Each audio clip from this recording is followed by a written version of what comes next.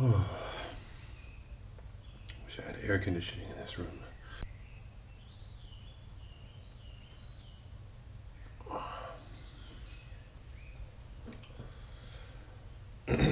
Alright, so today going to be talking about funerals in China. I'm not going to be including any pictures or videos of funerals in China. I just don't think that's a right thing to do. I was a part of one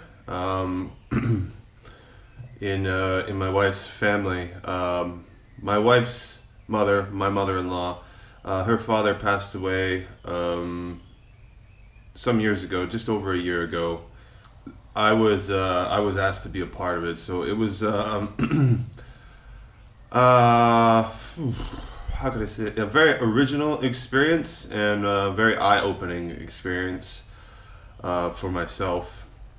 And I have to also say, this type of thing could be different. It really depends on the family, like what the family wants to do. So the experience that I'm going to share to you is the experience that I got through my wife's family on her mother's side, because there's a difference between the mother and father's side, and there's, I don't know, I mean, for the most part there's some little differences here and there, but I've been told that the funeral proceedings are very traditionally driven, and it's very dependent on what the family wants to do. Anyways, moving on. So like I said, my wife's grandfather, he passed just over a year ago, and he was a pretty important person, so I'm gonna give you a little bit of a background about him, not anything too personal, but anyways,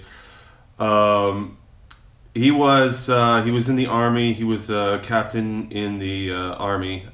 He fought in the Revolutionary War, and he also fought in World War II. He was a political party member at one point in time, and so he was a pretty powerful guy. So this was a pretty big funeral, and I didn't know any history of him other than he was a captain in the army and what wars that he was a part of. And the experience was, I mean, like I said, it was a very original experience and very eye-opening, because I learned a lot about him, which I wish I could have learned while he was alive and be able to communicate with him at the time that he was alive, but that opportunity passed. So yeah, so that's just a little bit of the background about the grandfather. And so I'm going to give you a little bit of a description of what you could possibly, more than likely, see in a funeral. Now, some of the first things that you might see will be these very, very large white wreaths, and they're like totally covered in white flowers, and they'll have you'll usually have like some small banners or small, not exactly small. These wreaths are, I gotta say, like about 4 foot circular wreaths, and they're really, really big, and there'll be tons of them all over the place. Now these wreaths at my grandfather's funeral, there were some full white kind of like paper mache flowers, and there were some colorful paper mache flowers, but literally the whole surface of the 4 foot circle was like covered in these little paper mache flowers. And then there was some messages on some tiny banners, maybe so big or something like that. I know it's pretty much impossible to tell you the size or show you the size from this video, but they're about, they could range from a few inches to maybe a foot or two long, and they're a few inches wide, all depending on the size. And so usually in China, you live in an area just like a gated community or like a small district, and in that district, they will put these wreaths like out by the the front gate of the buildings, or the community that you're living in, and they'll also put them in areas around where the house of the person lives is at. So if you got like a sidewalk or a street coming up leading to the apartment or the house that the person lives in, you'll usually see one or maybe two of those wreaths. So getting closer to the person's house, there will be a fairly good size like blue tent. More than likely there's going to be one blue tent. Sometimes there can be two blue tents. I'm not 100% sure. I mean, in the 6 years that I've been in China plus so far, I've seen for sure one blue tent, and like I can walk up in it, like it's fairly big, and I rarely see the second blue tent, but it's possible. Anyways, so going up to the blue tent, there is just like in a Western funeral, like if you were walking up to the casket of the person, there is all kinds of flowers and all kinds of there's some fruit and stuff like that, and then they'll have a picture. The person will not be there, but they'll have a picture of the person there, and then there's things that need to there's a small candle or whatever, and that has to always be on. It can't go out, or it's like very bad against the traditional customs in China. So that has to be on all the time, and there's tons and tons and tons and tons of flowers. Like they set up tables just like any Western funeral proceedings. People send flowers and stuff like that. Well, it's a little bit different. I mean, people don't use. I don't know. I didn't really see people bring flowers to the tent, which is in all cases it is like a shrine. So this is a very serious thing in China, like extremely serious. There's also incense, like little sticks of incense that are there, that I'll be explaining in just a little bit. That's pretty much what you'll see at a funeral. I mean, the white and colorful wreaths that you see there, I mean, they will be all over the place. There's going to be a bunch of them, and people who I guess who donate money to the family will get to write a little saying, or some sort of comment, and then they put it on the wreath or whatever, and the wreaths up to the tent, they're all over the place. So just to give you an aspect, that's just a small amount of the decor. It's very, very, very possible that there could be more decor involved that I may have missed, because it's a little bit long time ago. Moving on, so a little bit more background into my mother-in-law's family. She has one sister and two brothers. Both of her brothers are not they were not physically able to do the proceedings over the 3 days. This is a really important thing. 3 days before the actual funeral. I shouldn't say before the funeral, before the end of the funeral starts. So this is a 3-day event, right? And in the 3 days, there must be one person, a male, more than likely a male. I mean, that's what I was told, that there has to be a man there.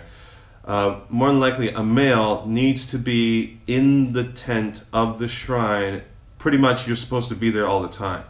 Now, I was asked to be this person, and because of the fact that my mother-in-law, her two brothers, they're not able to spend the days that are needed to be at the shrine, because what has to happen is that the man at the shrine is supposed to greet anyone that shows up at the shrine at any point in time.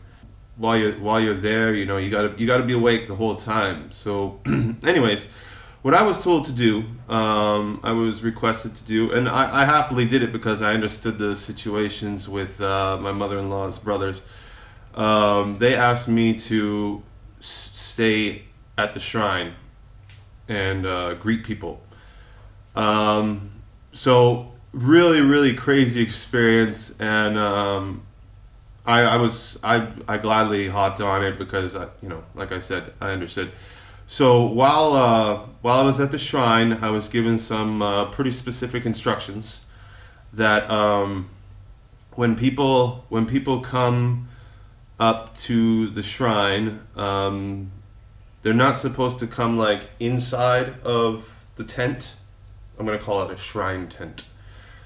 So they're not supposed to come up into the shrine tent, but I'm supposed to greet them, you know, say hello, and what I'm supposed to be doing is I will light 3 sticks of incense, or I was told to light 3 sticks of incense, and then I gotta stick them in this like little cauldron bowl, and for the people that are greeting them. And so, you know, doing that, that's understandable, and it was easy to understand that. I was told this type of information from my wife's godmother. So the next thing that I had to do was make these, how do I say this? These like origami gold ingots. And they have to look, they looked a specific way. If you ever seen like the ancient Chinese gold ingots, they kind of like shaped like this, but they also have like it's like one of those paper boats, the boat hats that we would put on our heads, but in China it literally means something else. So what would happen is if people came here, I would be constantly making these little paper gold ingots. They got yellow paper, so it looks like gold. It's supposed to represent money, and it's supposed to represent money that the people that are visiting are giving to him in the afterlife. When these people come, there's a little fire pit that's also included here, and this fire pit is not supposed to go out. I'm supposed to keep this fire pit always going. So I'm always, you know, pretty much, they're easy to make after you get used to it for a while. I was cranking off bags of them, and so just kept putting them in. But when other people put them in, you know, like maybe put a little bit extra for them, and just to keep the flame going. That flame cannot go out. It absolutely cannot go out. It's very, very bad if it does. So after being explained that, I was pretty much left to it. You know, I must have stayed for like 20 hours, maybe even 24. I lost track of time. I didn't even care. All I know is I had to stay up like all day and all night, and then they pretty much gave me a break when the sun came up the next day. I didn't even know the time at that point in time, because I didn't bother checking my phone. I wasn't about to take pictures or videos of this. I just see that as a very disrespectful thing, and I'm sure anybody in Western culture would see people taking photos of their family and they're not involved as a disrespectful thing as well. So I don't have any pictures of it. That's just all gonna stay right up here. But I'm gonna share it to you. Now I'm gonna talk about proceedings. Okay, the 3 days of honor in the proceedings. You know, like I said, you know, a male guy has to be there. a person from a male from the family, as long as it's like approved by the family. I don't know how I got this approval being a foreigner, but you know, I wasn't going to say no to something like that. I can't really remember that well. Basically, a lot of people will show up, and what will happen is that they invite. I think they invite like friends, and then family. Or no, it's family then friends. Or it could even be different in other places. I think it's like very high important people, or like the main people in his life. For the grandfather, he had a lot, and I do mean a lot of army figures come up to his house. You know, I saw anywhere from like 1 to 5 stars on the shoulders here come to his funeral while I was doing what I was told to do. So in the proceedings, you know, they have how do I say this, like a pallbearer type, or maybe like a minister type, something like that, and he will instruct everybody what to do. And basically what happens is that he will call upon a certain group of people each time, separately each time. It doesn't matter how many people are there. Could be anywhere from, I don't know, it doesn't really matter. So what he will do is he'll tell you to bow, and he will, you know, say bow and then raise and then bow and then raise and then bow and then raise, and this happens 3 times, and then they move on to the next group of people.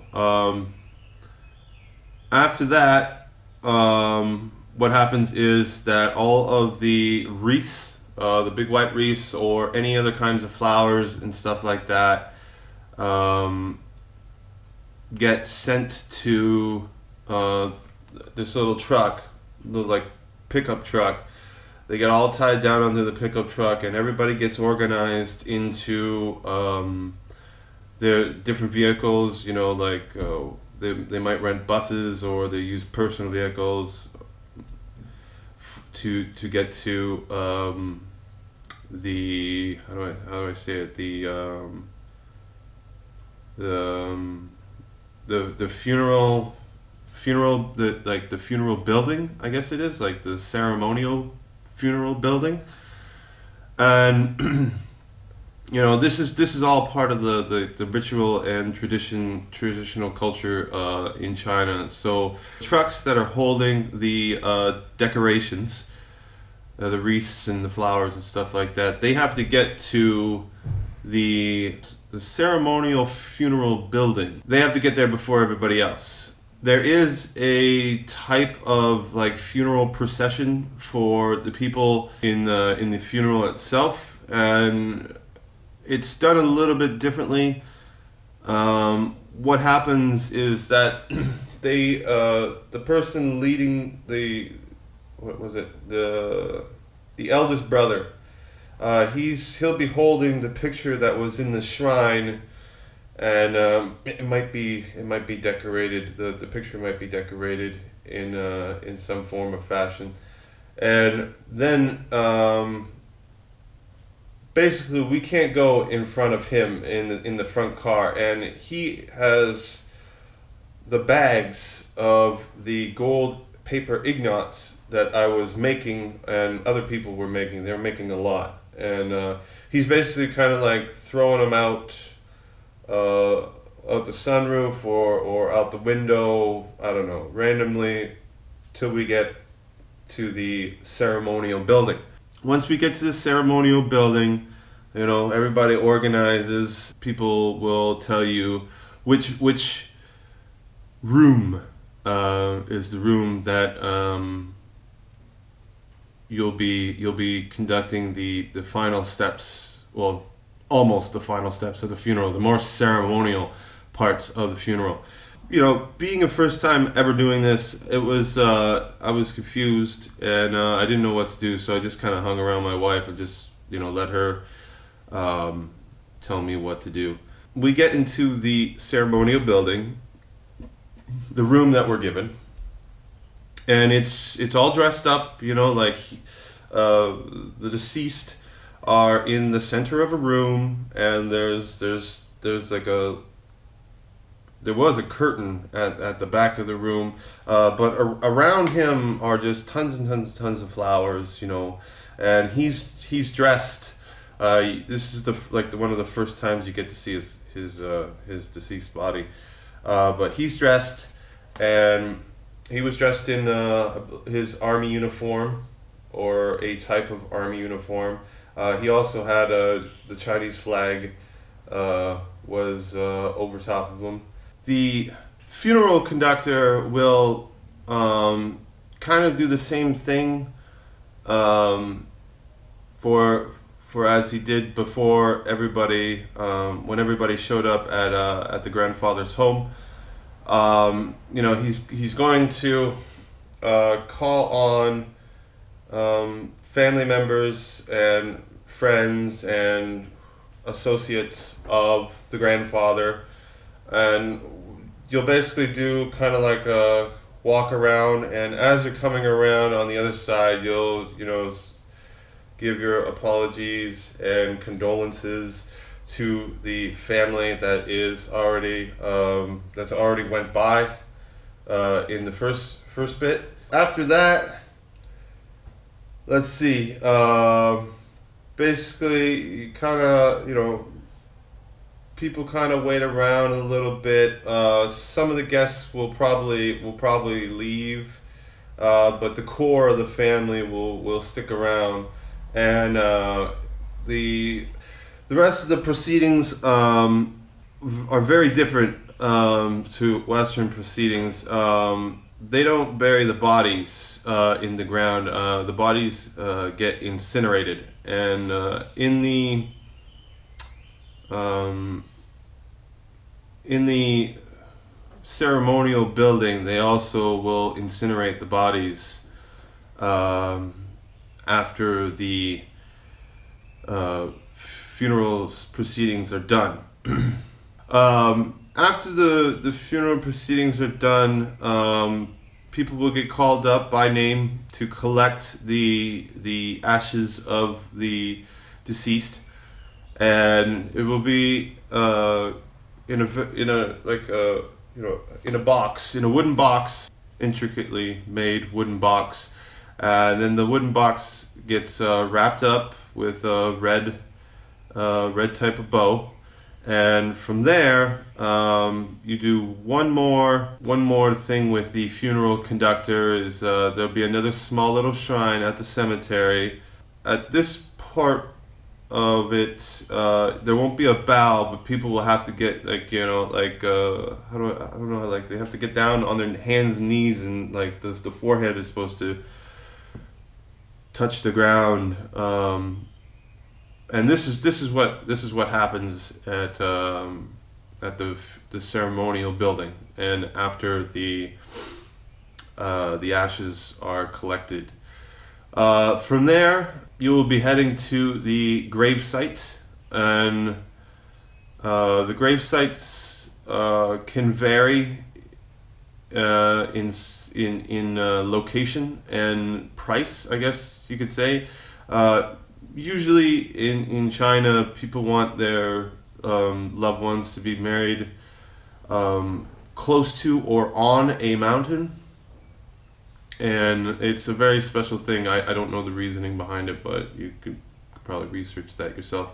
Going to the cemetery, you'll meet some people that are probably already going to be there, that were there, you know, throughout the whole proceedings.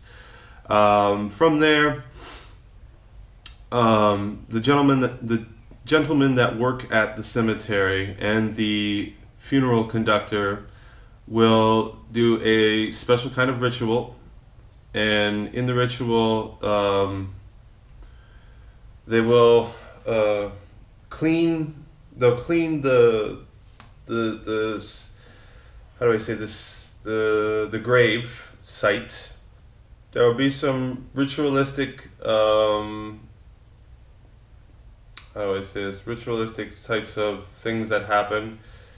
For myself, it was what I believe to be as them telling the grandfather that he has passed on and it's time to go into the afterlife. Basically, they will be. It's hard to explain. They took a rooster, like a live rooster, and they kind of like dinner belled it in the small like tomb that the grandfather's ashes would be buried in, and then they put the, how do I say this? They put some, like, the Chinese flag went in it, and then the grandfather's ashes in the box that his ashes were in, that went in it, and then it was covered over top of that, and then they took the rooster again, and they put just a little cut in the top of the rooster's, like, I don't even know what it's called, that red part on the top of the rooster's head. They put a little cut, and then at either end of, like, the square tomb, there's these two little posts with the mythical dragons of, not exactly dragons, like mythical lions, and they wiped the blood around the I think it was the eyes of each side. So it was like they took it 4 times, wiped it 2 times per post with on the lions below the eyes. We were told to light some fireworks, and then we were told to burn the clothes that he died in. We had to make sure that all the clothes were like 100% burned. We also had some small bowls or plates which you would put fruits and vegetables and types of meat that he liked. Cigarettes. There was like 3 cigarettes that were put in there. The incense was put in there. The bowing procedure was also done. The wreaths and all the flowers and all that, they were burned as well. All of it got burned. And like I should say, the wreaths and stuff, the flowers, that went to the final stage with us as well. And they got all burned right at the entrance of the cemetery. I mean, this proceeding, it lasted the whole day. So it was like maybe in between lunch and dinner, but it was closer to dinner. And so just went to a restaurant and had dinner, and that was the end of that. I mean, that's as far as I was told to go. I mean, like, I'm sure that there's other things that the grandmother needs to prepare for things, and other things that the family needs to work out. But I didn't have any say in that, and I didn't expect to either.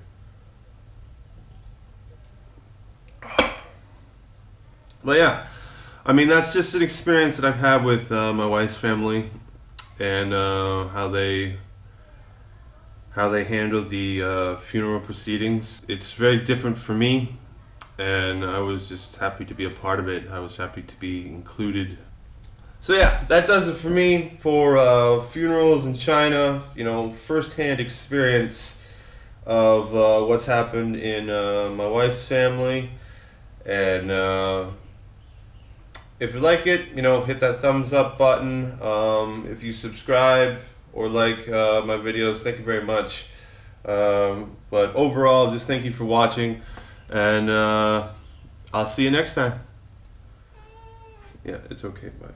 It's okay. You relax.